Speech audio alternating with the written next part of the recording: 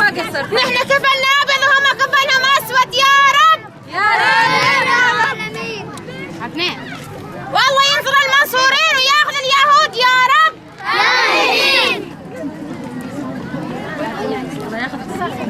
ان شاء الله ايامهم بتصير اسود من هالاسود. اسود من هيك ما يعطيكم العافيه. شو حاسه يا امي؟ كيف حاسه؟ الحمد لله. الحمد لله.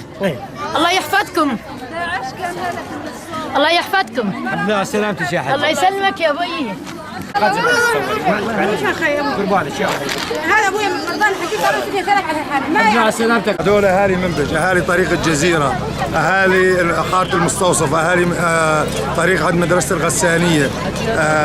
هذول طبعا انا واحد الناس كمان يعني من طريق الجزيره، وهذول كلهم جيراننا واهلنا وناسنا. واليوم كل الحاره بشكل كامل من عند دوار الشلال، دوار طريق الجزيره عند معمل الشداد لحتى عند مفرق الاستراد طريق كوباني.